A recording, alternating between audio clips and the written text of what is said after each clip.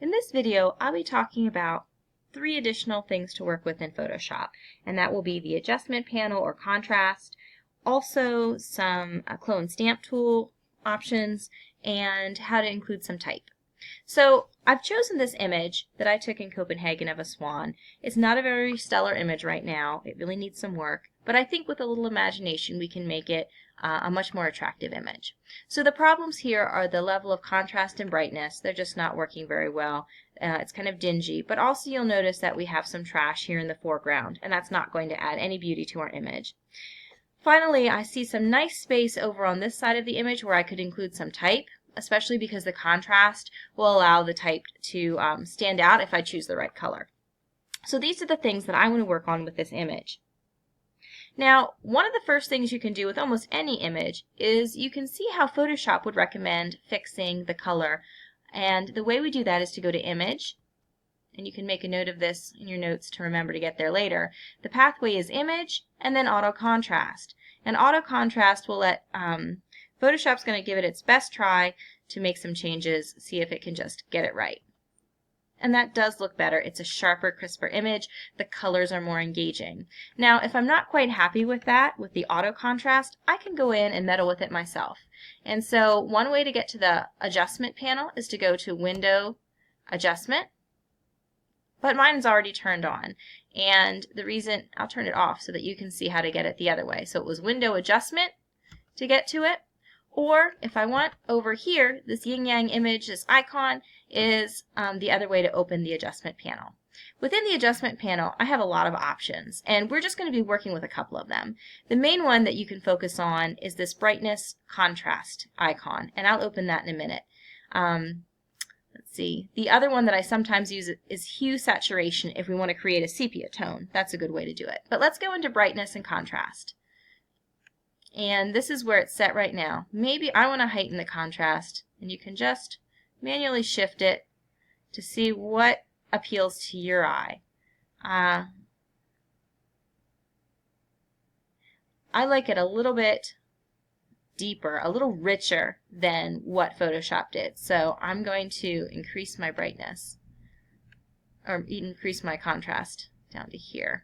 And I think the swan gets maybe a little too bright, so I'll keep it about there. All right. Now I'll just close this panel. And if you want to see what it looked like before, you can go over to this, the layers over here, and we can turn off what we just did. You'll notice I increased it just a little bit.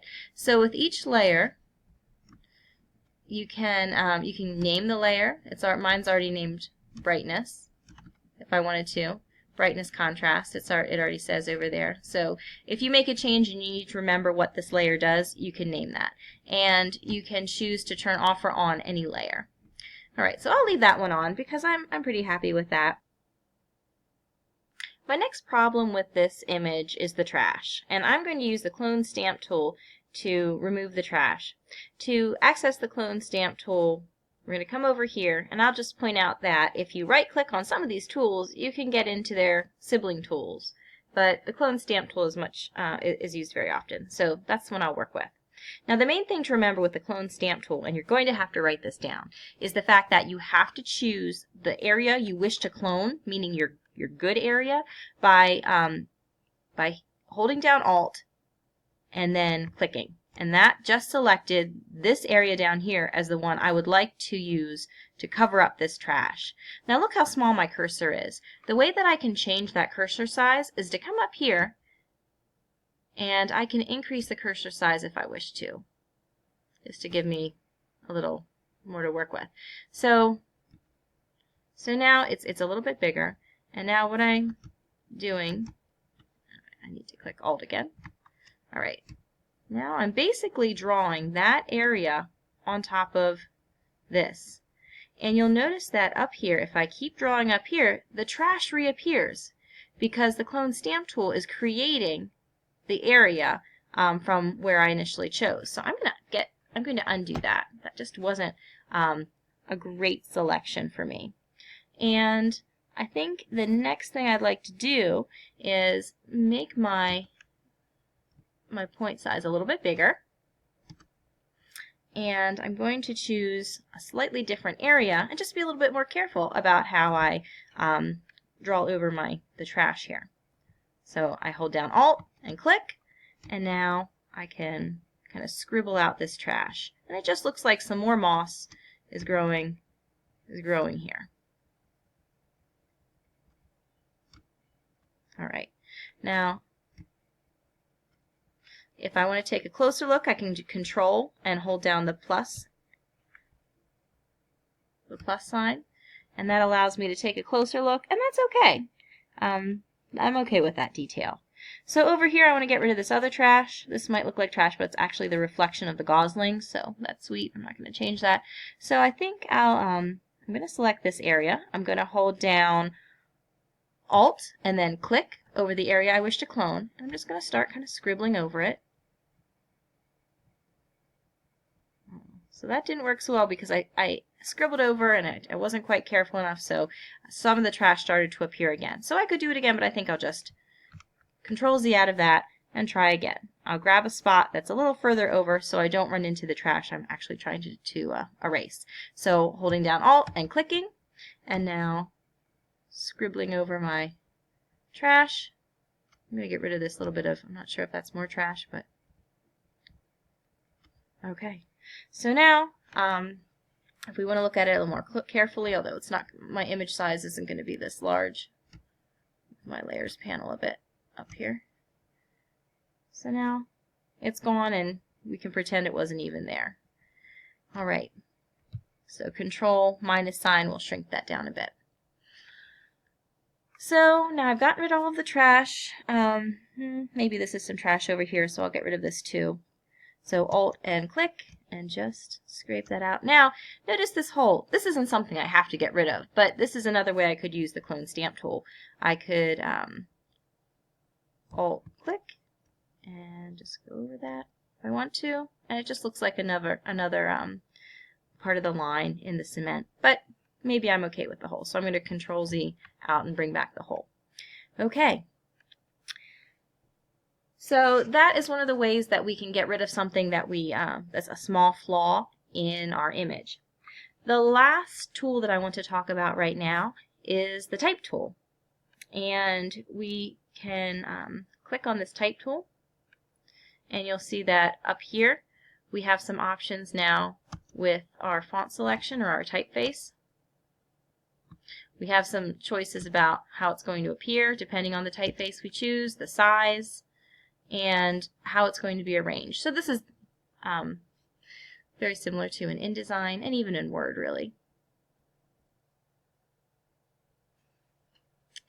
Alright, so to use the type tool, I come over here and I select my type tool, and wherever I click I'm going to be automatically starting a new layer. So I'm going to start down here,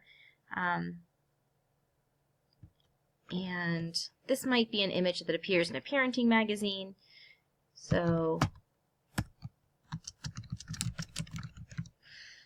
this is what I've chosen to do. I'm going to highlight it. I think I'll play around with the color a little bit.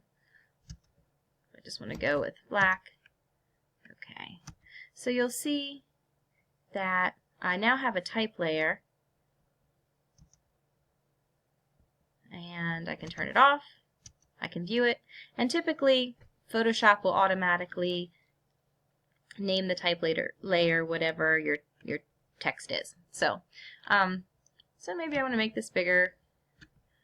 I can move it to 140 points. I can move it over with this tool if I care to. It's not balanced very well. So I'm still working within this layer, so I go back to type to make arrangements. I can shrink it back down.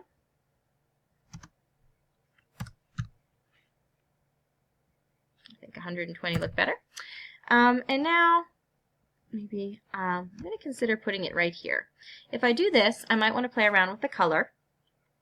So I have some color options here, and we can use this eyedropper tool to make some color choices. Maybe I want to grab some of this color. Maybe you want to grab this bright green down here. And once I have a color selected, I can then apply that to any text. So maybe the color, since I'm on a dark background, I might just try this. I'm not sure how it'll work. I think I would have to play around with it for a while. But I've selected this, and you'll notice that it becomes this background, the second option of color. So to turn that on, I come over here, and now it's the top color option. And I'm going to go back to my type tool, and I'm going to go over and, let me show you, turn on my layers. Okay, so now we can see it, that layers panel is activated. And since I'm on this layer, this is the tricky thing to remember, but since I have this layer activated, I can meddle with it. If I were not on this particular layer, I wouldn't be able to grab or in any way affect that type. But that's where I am, so I can work with it. I'm going to change the color to this light gray and just see how that looks. All right, so that's the color of the baby swan that's been turned into the type using the eyedropper tool. Whatever the pixel I touched was that kind of pinkish gray. I'm not sure if I'm all that crazy about it, but I'm going to leave it there for now. I'm going to click off of my layer, so now that layer is floating up here. Probably should get a little bit lighter, or maybe I want to bring it down and use something darker and larger in this nice big canvas of the wall. If I want to turn off this type, I could create a couple different options of type and then just turn on any and kind of test them out. But for this experience, I'll leave this one up. I can turn off my layers and turn them back on so that I can see what I've done. And that's just an overview of some of these basic tools. I think the main tips I want you to remember are how to use the type tool, and also that you have to be in the layer listing the type, that lists the type to actually be able to affect the type, that particular text. And when you're using the clone stamp tool, that you need to remember to hit Alt on your selected portion before you start coloring over the problem section. All right. If we go into the Canvas page, you can see what your next step is, how you can work with this. So go down to Exercise 2, Clone Stamp Tool, Type and Contrast, and these are the 3 tools that I want you to practice now. I have given you a file that you can work with this if you wish, or you can choose your own file that you took and brought to class. So what you can do is open this or your own file in Photoshop and then make your adjustments on contrast, clone stamp tool, and include some type. And then I'm going to ask that you prepare an InDesign file, and this should be part of what you put in the InDesign file. There'll be several different stages. You'll be also including exercise 3 in this next InDesign file. But you should prepare this photograph, whichever your choice is, the swan or your own, and give me the before and after in your InDesign file. So I'll place those in there, and then you'll be submitting it as a PDF. But don't submit it yet, because after you're done with exercise 2, you're going to move on to exercise 3 with the portrait fixes and use the spot healing tool to and include the before and after as well in your before and after shots Photoshop sample file to submit to Canvas.